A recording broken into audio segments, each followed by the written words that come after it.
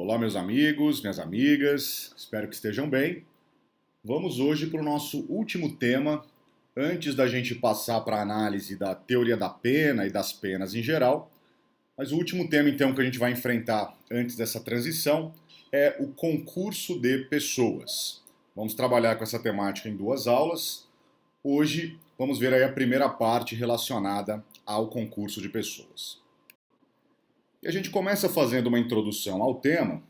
Inicialmente, vamos trabalhar com o conceito de concurso de pessoas, que é um conceito bem simples. Trata-se aqui do número plural de pessoas concorrendo para o mesmo evento, concorrendo para o mesmo crime. Então, se o crime é praticado por um só indivíduo, não há que se falar em concurso de pessoas. Agora, se um crime é praticado por duas ou mais pessoas, eu vou dizer que esse crime foi praticado em concurso de pessoas. Então imagina, por exemplo, dois indivíduos entram numa loja para furtar essa loja, eles subtraem lá os objetos e vão embora. Esse crime de furto foi praticado em concurso de pessoas. Ou três indivíduos combinam de matar lá uma determinada vítima, esses indivíduos, encurralam a vítima e a matam.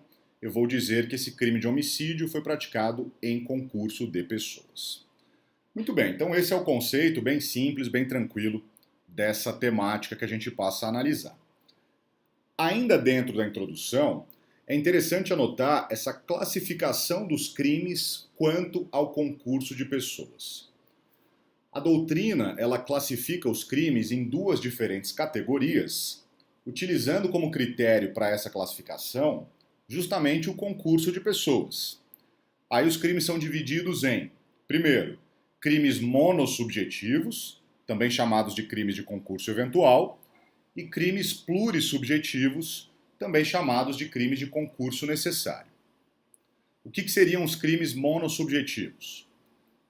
Crimes monossubjetivos são aqueles em que há a possibilidade de sua prática por uma só pessoa ou a possibilidade da sua prática por um concurso de pessoas. Então, nos crimes monossubjetivos, o indivíduo pode praticá-lo individualmente ou é possível a sua prática por duas ou mais pessoas. Por isso eu vou dizer que são crimes de concurso eventual. Eventualmente podem ser praticados por duas ou mais pessoas, mas também poderiam ser praticados por um só indivíduo. A grande maioria dos crimes se encaixa nessa primeira categoria, Então, se eu for pensar, por exemplo, num homicídio, eu posso praticar um homicídio individualmente ou eu posso praticar um homicídio em concurso de pessoas. É um crime monossubjetivo, portanto. Mesma coisa uma lesão corporal, mesma coisa um crime de furto, roubo, estupro, estelionato. São todos crimes monossubjetivos. Podem ser praticados por um só indivíduo, podem ser praticados por uma pluralidade de sujeitos. Muito bem. Na segunda categoria, nós temos os crimes plurissubjetivos ou de concurso necessário. E aí, como o próprio nome já sugere, o que diferencia essa segunda categoria da primeira é que nos crimes plurissubjetivos, para que exista o crime, é necessário um concurso de pessoas. Esses crimes não existem quando, praticados, ou enfim, não podem ser praticados por uma só pessoa. E quais são esses crimes, então, plurissubjetivos, que não podem ser praticados por uma só pessoa? Bom, eles são em quantidade muito menor, na legislação penal, mas a gente pode citar como um exemplo bem emblemático de crimes plurissubjetivos o crime de associação criminosa. Está previsto no artigo 288 do Código Penal, que diz: associarem-se três ou mais pessoas para o fim específico de cometer crimes. Se o crime exige a associação de três pessoas, ele não pode ser praticado individualmente. Ele é um crime de concurso necessário. Sem que haja três ou mais pessoas, esse crime não se configura. Então ele é um crime plurissubjetivo. Tá? Essa é uma classificação importante no que se refere à temática que nós estamos analisando. Ainda no aspecto introdutório, é interessante a gente verificar como a lei penal trabalha com os diferentes personagens envolvidos num crime praticado em concurso de pessoas. Nós vamos verificar mais para frente os conceitos de maneira mais detalhada de cada um desses personagens, mas aqui vamos dar uma olhada geral, né, no panorama geral dos personagens aí de um crime praticado em concurso. E o primeiro desses personagens é o autor. O autor, em linhas gerais, é o personagem principal do crime praticado em concurso de pessoas. É aquele que tem um envolvimento de importância mais destacada, né? Esse, portanto, é o autor. A gente vai ver na sequência, né, as diferentes teorias que conceituam o autor. Alguns crimes praticados em concurso têm mais de um indivíduo com esse papel principal. Tem mais de um indivíduo com esse envolvimento mais destacado. Quando há, então, mais de um indivíduo que pode ser encaixado como autor, eu vou chamar esses indivíduos de coautores. Então, se eu tenho dois ou mais autores, eles vão ser chamados de coautores, tá? Então, o termo coautor nada mais é do que um plural de autor aqui no concurso de pessoas. E eu tenho ainda a figura do partícipe. O partícipe seria aquele indivíduo envolvido no crime praticado em concurso de pessoas, mas com um envolvimento secundário. Ele é um personagem coadjuvante do crime. Falaremos também, né, enfim, do conceito de partícipe, de como se dá essa participação, mas de maneira geral, o partícipe é aquele que tem uma importância menor, né, se comparada à do autor. Esses são basicamente os personagens que podem estar envolvidos num crime praticado em concurso de pessoas. Nesse ponto, percebendo que o concurso de pessoas ele pode envolver diferentes personagens, é importante destacar que o Código Penal brasileiro adotou no artigo 29 a chamada teoria monista. E o que vai dizer a teoria monista? O artigo 29 caput destaca o seguinte: quem, de qualquer modo, concorre para o crime, incide nas penas a este cominadas, na medida de sua culpabilidade. Em outras palavras, todos os personagens, seja autor, sejam coautores, sejam partícipes, enfim, todos os personagens envolvidos na prática de um crime vão responder pelo mesmo crime. Cada um na medida de sua culpabilidade. As penas podem até se diferenciar um pouco, mas todos responderão pelo mesmo crime. Então, vamos supor que eu tenho lá um autor e um partícipe praticando um crime de furto. O autor com a posição mais importante, o partícipe com uma posição secundária. Eles vão lá e praticam o furto. Tanto o autor quanto o partícipe vão responder pelo crime de furto. É isso que diz a teoria monista. Não há um crime especial para o partícipe por ele ter tido uma participação menor, de menor importância, do que, né, na comparação com o autor. O que há é a responsabilização deles pelo mesmo crime. Aí, na hora de fazer o cálculo da pena, o juiz pode, eventualmente, até, né, dar uma pena diferente. Mas o crime pelo qual eles respondem é o mesmo. Autor, coautores, partícipes de uma determinada empreitada criminosa, todos responderão pelo mesmo crime para o qual concorreram nos termos do artigo 29 do Código Penal. Observado, portanto, esse panorama geral dos personagens envolvidos, vamos agora falar de maneira mais detalhada de cada um deles. E a gente começa pela figura da autoria, trabalhando então com o conceito de autor. Dentro de uma empreitada criminosa praticada em concurso de pessoas, quem seria classificado como autor? Existem diferentes teorias que vão trabalhar com esse conceito. A gente tem basicamente na doutrina a identificação de 3 teorias que vão tentar, né, conceituar, portanto, o autor dentro de um concurso de pessoas. A primeira dessas teorias é a chamada teoria restritiva. Para a teoria restritiva, quem seria o autor? Para a teoria restritiva, autor é aquele que pratica a conduta nuclear prevista no tipo penal. Então, aquele indivíduo que pratica a conduta nuclear, que é núcleo do tipo penal, da norma penal incriminadora, será considerado o autor. Essa conduta nuclear a gente encontra no verbo do tipo penal, no verbo da norma penal incriminadora. Então, no crime de homicídio, por exemplo, a conduta nuclear está no verbo matar. De modo que, para a teoria restritiva, autor é aquele que, dentro do concurso, efetivamente mata a vítima. Então, por exemplo, dois indivíduos vão até um local para matar uma determinada vítima. Um deles chama a vítima lá para fora do local, o outro está armado e atira contra a vítima, provocando a sua morte. O que atirou foi quem efetivamente matou, então ele seria o autor. O outro que atraiu a vítima para fora não matou, não praticou a conduta de matar. Então ele não seria autor, seria por exclusão um partícipe, né? No caso de um furto, por exemplo, dois indivíduos combinam lá de furtar uma joalheria. Um deles vai dirigindo com o segundo até o local da joalheria, o segundo desce do carro, pega as joias e o primeiro fica dentro do carro esperando. O segundo subtrai as joias, volta para o carro e eles vão embora. Nesse caso, no crime de furto, a conduta nuclear é o verbo subtrair do artigo 155. Quem efetivamente subtraiu foi o segundo, que desceu do carro, pegou as joias e levou embora com o primeiro. Quem efetivamente subtraiu, portanto, foi o segundo é o autor. O primeiro que ficou dentro do carro, que não subtraiu de fato, não praticou a conduta nuclear nessa empreitada criminosa, para a teoria restritiva, não é autor.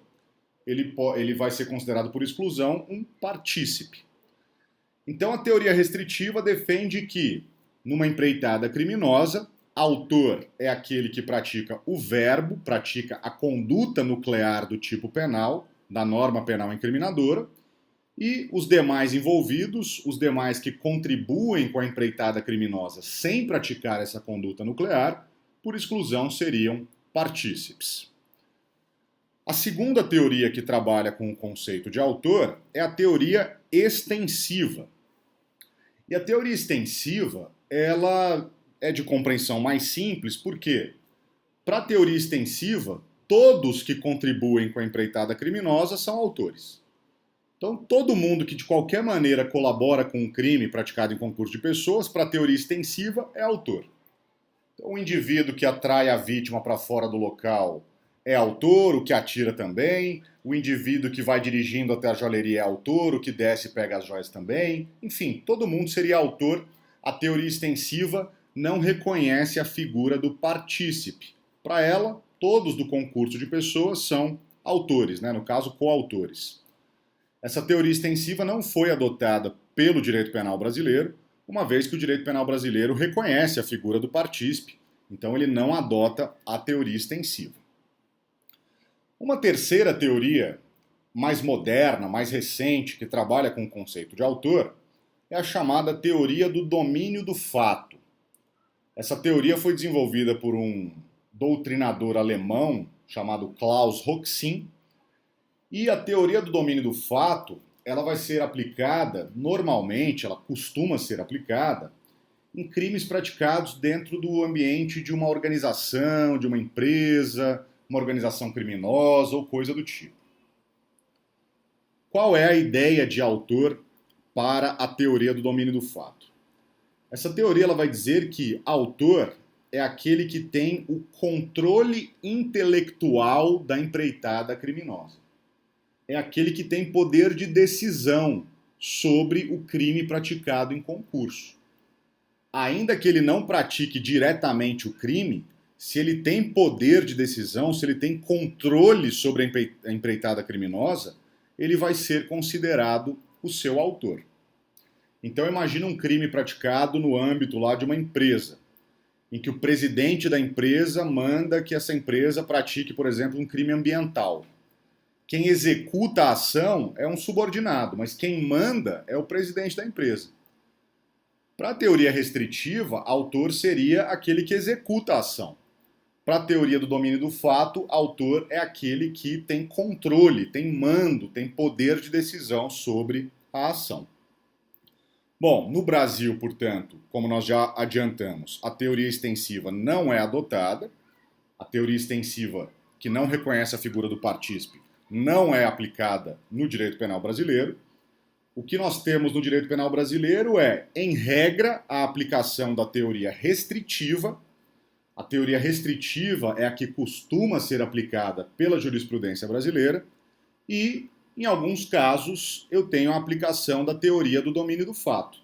Normalmente, quando os crimes envolvem organizações criminosas, crimes dentro de grandes empresas, etc., a jurisprudência tem aplicado a teoria do domínio do fato. Tá? Então, no Brasil, aplicam-se tanto a teoria restritiva quanto a teoria do domínio do fato com relação ao conceito de autor. Bom, observado então o conceito de autoria com as diferentes teorias, fica mais simples entender a ideia da coautoria. Porque conforme nós já adiantamos inicialmente, quando eu falo em coautoria, eu estou destacando um plural de autor. Mais de um autor, eu tenho coautores, né? Sendo assim, o conceito de coautor vai variar conforme a teoria que eu adoto, né? As teorias que a gente acabou de destacar. Então, para a teoria restritiva, coautores são os indivíduos, no plural, que praticam a conduta nuclear do tipo penal, o verbo do tipo. Imagina então que dois indivíduos, cada um com a sua arma, disparam contra a vítima e matam a vítima. Os dois praticaram o verbo matar, os dois são autores, logo eles são coautores. Ou dois indivíduos entram numa joalheria para subtrair ali as joias, os dois praticaram a conduta de subtrair, a conduta nuclear do furto. Os dois são, portanto, coautores. Se eu adotar a teoria extensiva, todo mundo é coautor, né? Porque ela não reconhece a figura do partícipe. E se eu adotar a teoria do domínio do fato, havendo mais de um indivíduo com controle intelectual, havendo mais de um indivíduo com poder de decisão, eles vão ser considerados coautores, certo? Muito bem. Então, entendendo o conceito e as teorias que trabalham com o conceito de autor, é só jogar isso para o plural que eu entendo da mesma forma a ideia e o conceito de coautoria. Sobre a coautoria, a gente tem duas observações importantes. Primeiro, em primeiro lugar, a gente deve mencionar a figura do coautor sucessivo. Porque, em regra, os coautores, eles já começam a empreitada criminosa de maneira combinada, né? Eles já combinam a empreitada criminosa e começam ela, enfim, ajustados. Mas pode acontecer de um indivíduo estar praticando uma conduta criminosa e um segundo aderir a ela no momento seguinte, no momento posterior. Então, por exemplo, eu estou agredindo uma pessoa, praticando crime de lesão corporal contra uma pessoa. Um indivíduo passa e me vê agredindo aquela pessoa. Aquela pessoa que está sendo agredida também é inimiga dele. Ele vem, se junta a mim e começa a agredir aquela pessoa junto comigo. Nesse caso, perceba, não houve uma combinação prévia, o início do crime não se deu de maneira conjunta. Ele aderiu num segundo momento, num momento posterior. Nesse caso, eu tenho a figura do coautor sucessivo. E o segundo ponto importante aqui dentro da ideia de coautoria está numa outra classificação de crimes que vão envolver justamente essa figura da coautoria, da participação e etc. Nós vimos já uma classificação que divide os crimes em monossubjetivos e plurissubjetivos.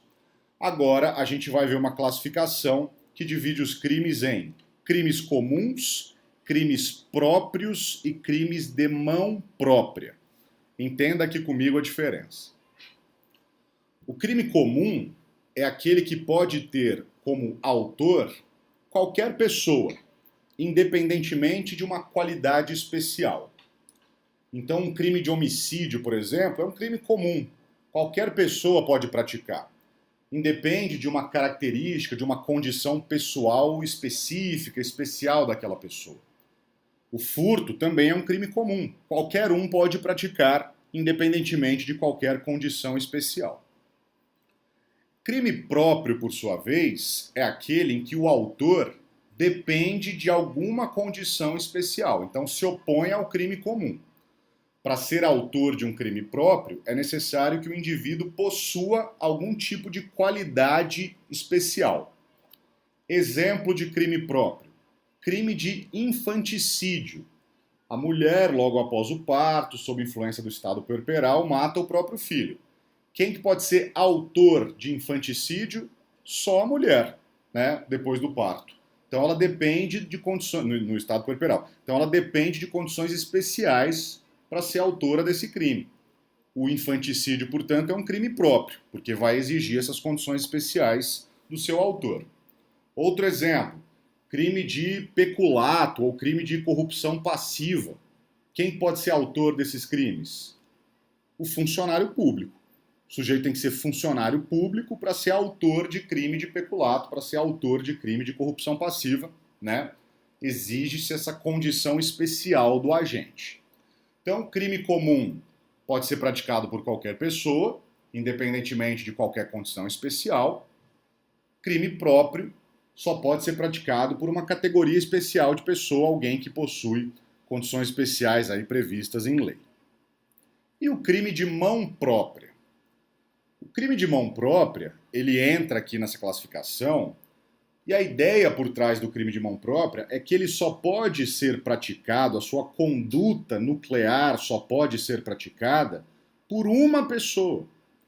A conduta nuclear do crime de mão própria só pode ser praticada em casos concretos por um indivíduo. Não é possível que o crime de mão própria tenha o verbo do tipo penal praticado por mais de um indivíduo no mesmo contexto. O exemplo típico, clássico de crime de mão própria é o crime de falso testemunho. Mentir em juízo, né, no depoimento, tudo mais. Como a testemunha é ouvida individualmente, é uma testemunha por vez, só é possível praticar o crime de falso testemunho uma pessoa, né? Só pode praticar, na verdade, a conduta nuclear do crime de falso testemunho uma pessoa. Então, se a testemunha mente em juízo, ela é autora do crime de falso testemunho. Se a testemunha mente porque, por exemplo, o advogado orienta ela a mentir, o advogado, tendo orientado, não praticou a conduta de mentir. Só a testemunha pode praticá-la porque ele é crime de mão própria. Se eu for adotar, então, a teoria restritiva, qual que é a conclusão que eu posso chegar? A teoria restritiva diz que autor é aquele que pratica a conduta nuclear. Os demais seriam partícipes. No crime de mão própria, só uma pessoa pode praticar a conduta nuclear. Eu posso concluir, então, que nos crimes de mão própria, valendo-me da teoria restritiva, havendo concurso de pessoas, só um será autor, os demais serão todos partícipes.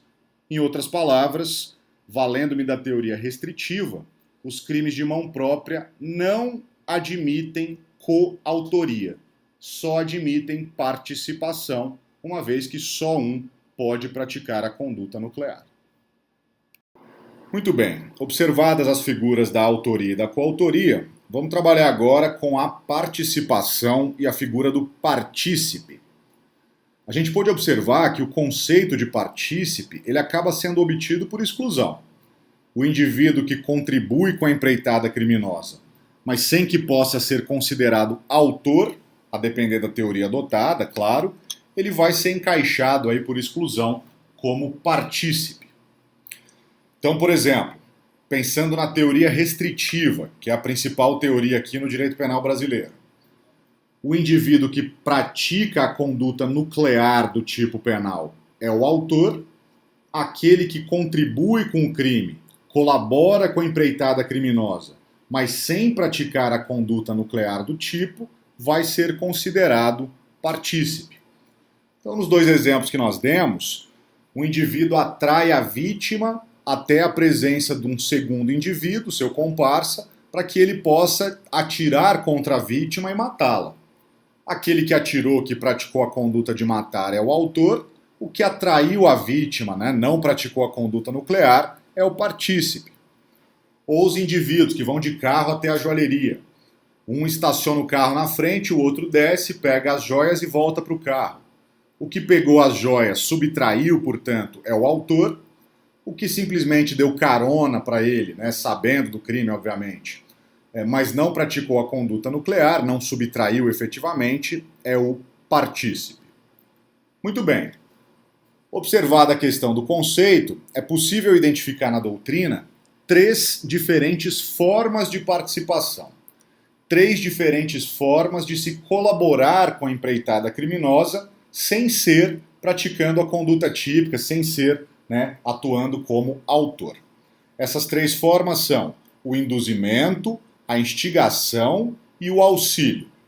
Vamos começar pelo induzimento.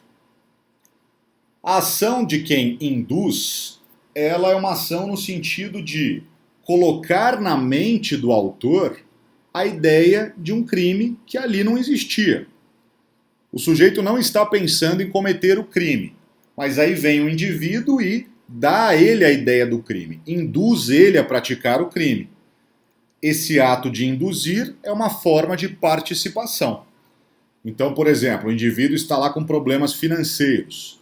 Seu amigo fala, olha, eu tenho um colega que ele tem uma loja, ele trabalha numa loja e ele me falou que essa loja tem problemas de segurança, eles não trancam a porta à noite, etc. Então eu vou olhar para você, né? Você vai lá na loja, entra lá à noite, subtrai os bens e resolve seu problema financeiro. O sujeito que estava com problema financeiro sequer estava pensando na prática de um crime. Esse terceiro, seu colega, o induziu a isso, fez nascer na mente dele a ideia do crime. Se ele for lá e furtar essa loja, ficando provado que houve esse induzimento lá do seu colega, esse colega vai responder como partícipe porque colaborou com a empreitada criminosa, na forma do induzimento. Instigação, por sua vez, está na conduta de reforçar uma ideia criminosa já existente na mente do autor. Então imagina que nesse mesmo exemplo o indivíduo já está pensando em furtar para, né, resolver lá os seus problemas financeiros. E aí o colega fala, não, é uma boa ideia, inclusive ó, tem uma loja que você pode entrar ali pelos fundos, nessa loja que você está pretendendo furtar, você pode entrar pelos fundos, porque eles não costumam trancar a porta, né? Então você vai ter sucesso, ninguém vai te brecar e etc. Nesse caso, eu tenho mais uma colaboração, mais uma forma de participação, só que agora na modalidade de instigação. Muito próxima do induzimento, uma diferença é que no induzimento o indivíduo não tem a ideia criminosa, o partícipe é que coloca na sua mente essa ideia. Na instigação ele já tem a ideia criminosa, o partícipe apenas a reforça, né? Colabora de uma maneira relevante, reforçando essa sua ideia. A terceira forma de participação é o auxílio. E o auxílio, diferentemente das 2 primeiras, é uma forma de participação material. Não é simplesmente moral, intelectual, é uma participação material. E a grande maioria dos casos concretos que a gente vê de participação é na modalidade do auxílio, porque é a forma mais fácil de provar. É difícil provar o induzimento, é difícil provar a instigação, mas provar o auxílio é muito mais simples. Então, nos nossos exemplos, né, o sujeito atraiu a vítima para o sujeito matá-la. Isso é um auxílio. É uma contribuição material com a conduta do autor. Ou o outro que deu carona para o indivíduo furtar lá as joias e ir embora. Também é auxílio. Emprestar a arma para o indivíduo matar. Auxílio material também. Emprestar a corda para o indivíduo sequestrar a vítima, auxílio material, desde que, é óbvio, o partícipe saiba da intenção criminosa do autor, né? Muita gente me pergunta, mas se eu pegar um táxi que me leva até o local e no local eu mato alguém, o taxista responde por auxílio? Não, porque não tinha dolo, né? Eu preciso que haja os elementos lá do dolo, da culpa na conduta do partícipe também. Então, as 3 formas de participação identificadas na doutrina são induzimento e instigação, que são participações intelectuais, né, no campo das ideias, e o auxílio, que é uma participação material, no campo da ajuda material mesmo, ao autor da conduta. Na relação entre autor e partícipe, eu tenho uma relação entre principal e acessório. A conduta do autor é uma conduta principal, a do partícipe é uma conduta acessória, secundária. Muito bem. Agora, Dentro da empreitada criminosa, havendo, por exemplo, um autor e um partícipe, eu posso analisar a conduta de cada um deles de maneira separada. Eu posso analisar individualmente a conduta do autor, verificar, por exemplo, se a conduta do autor apresenta os 3 elementos do crime, e eu posso analisar a conduta do partícipe, verificando se a conduta do partícipe apresenta os 3 elementos do crime. Tendo em vista que há uma relação de principal e acessório, a doutrina questiona: estando presentes os 3 elementos do crime na conduta do partícipe, é preciso que estejam presentes todos os elementos do crime também na conduta do autor para que o partícipe possa ser punido? Ou é dispensável algum elemento na conduta do autor para que o partícipe possa ser punido? Vamos colocar isso aqui em termos mais exemplificativos para a situação ficar mais clara. Se o autor pratica um fato típico, ilícito e culpável, e o partícipe também pratica um fato típico, ilícito e culpável, ambos poderão ser punidos. Na conduta de ambos eu tenho os 3 elementos do crime. Isso é óbvio. Agora, imagina que o autor pratica um fato típico e ilícito, mas não culpável. E a conduta do partícipe é um fato típico, ilícito e culpável. O autor vai ser absolvido, porque não há culpabilidade. Eu posso punir o partícipe? Outro cenário. O autor pratica um fato típico, mas não ilícito. Eu posso punir quem o ajudou? Essa é a dúvida da doutrina no que diz respeito à questão aqui colocada. E no direito penal brasileiro, a gente adota a chamada teoria da acessoriedade média, que vai dizer o quê? Ao analisar a relação entre autor e partícipe, o autor tendo a conduta principal, o partícipe tendo a conduta secundária, acessória, eu só posso punir o partícipe, obviamente, se a conduta individual do partícipe configura um fato típico, ilícito e culpável. Só que mais do que isso, eu só posso punir o partícipe se, além dos 3 elementos do crime na sua conduta, eu tenho pelo menos os 2 primeiros elementos na conduta do autor. A conduta do autor deve representar pelo menos um fato típico e ilícito, ainda que não culpável.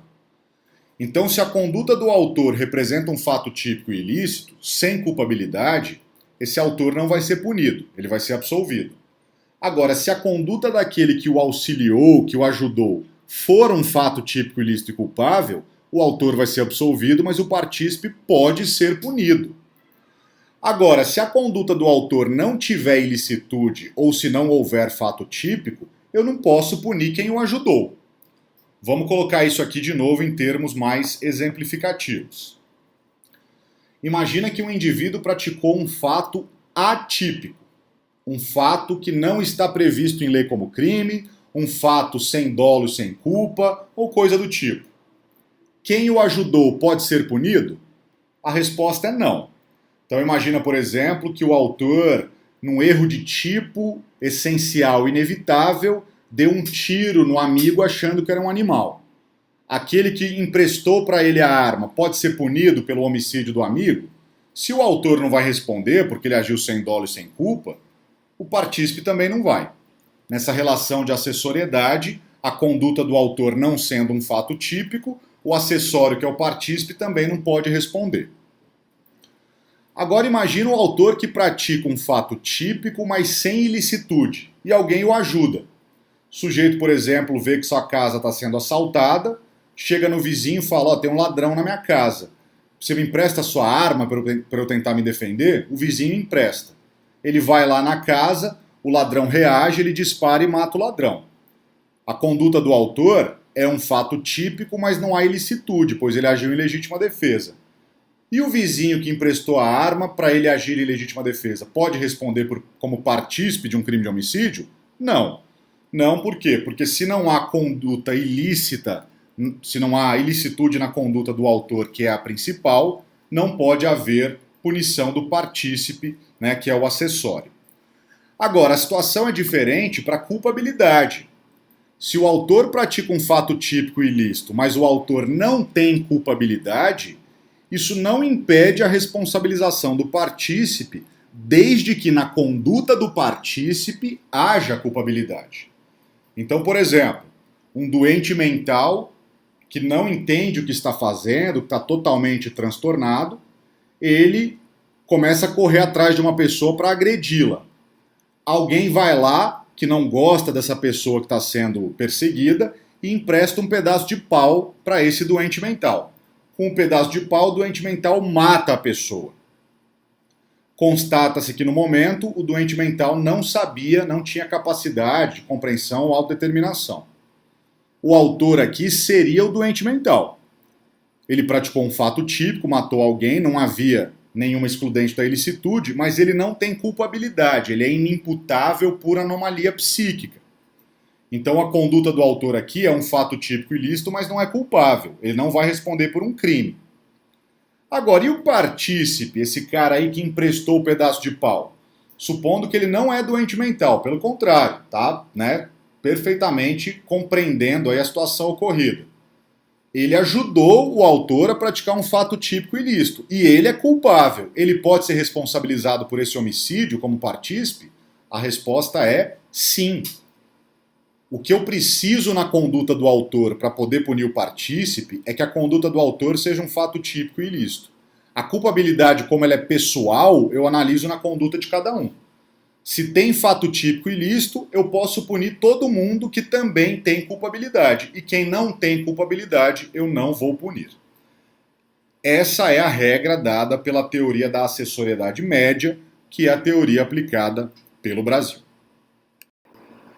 Ainda sobre a participação, é importante mencionar a figura do artigo 29, parágrafo 1º do Código Penal, que trata da participação de menor importância. Vai dizer então o legislador que aquele que tem uma participação de menor importância na empreitada criminal tem direito a uma diminuição de pena de 1/6 a 1/3 em comparação com os demais concorrentes do crime. O que seria essa participação de menor importância? O conceito dela é uma participação de pequena eficiência causal para a execução do crime. Uma participação que não implica numa ajuda acentuada para a conclusão da empreitada criminosa. Agora, na jurisprudência, a gente encontra muita divergência sobre casos práticos, que gerariam ou não essa figura da participação de menor importância. Então, tem juiz que acha que, por exemplo, dar carona para o criminoso é participação de menor importância. Tem juiz que acha que não. Tem juiz que acha que você ficar olhando, ver se a polícia chega para os outros poderem cometer o crime, é participação de menor importância. Tem juiz que acha que não. Existe, portanto, uma divergência grande na jurisprudência sobre quais situações concretas implicariam em participação de menor importância e quais não. O fato é, se o juiz reconhece a participação daquele indivíduo como uma participação de menor importância, na hora de fixar a pena desse indivíduo, ele vai diminuir essa pena de 1/6 a 1/3. Existe essa causa de diminuição de pena para o partícipe que tem essa participação de menor importância, portanto. E voltando à questão da relação de principal e acessório entre a conduta do autor e a conduta do partícipe, a gente fecha aqui a análise da participação com a regra do artigo 31 do Código Penal, que diz o seguinte: o ajuste, a determinação, a instigação e o auxílio, salvo disposição expressa em contrário, não são puníveis se o crime não chega, pelo menos, a ser tentado. Então nós vimos lá que as formas de participação, conforme a classificação da doutrina, o legislador mexe um pouco nisso, mas basicamente é a mesma coisa. As formas de participação são induzir, instigar e auxiliar. Imagina então que o partícipe induz, instiga, auxilia o indivíduo a praticar um crime. Esse partícipe só pode ser punido, só pode ser responsabilizado penalmente se o autor, pelo menos, entra na execução do crime. Se o autor é induzido, instigado ou auxiliado, mas acaba nem começando a execução desse crime, o partícipe não pode ser punido. é uma causa, então, de impunibilidade do partícipe ele auxiliar, por exemplo, um autor que sequer tenta cometer o crime, por mais reprovável que de fato seja a conduta do partícipe. Então imagina que o indivíduo fala para mim, eu vou matar meu inimigo. E eu, querendo que o inimigo dele morra também, empresto a ele a arma. Isso é o auxílio, uma forma de participação.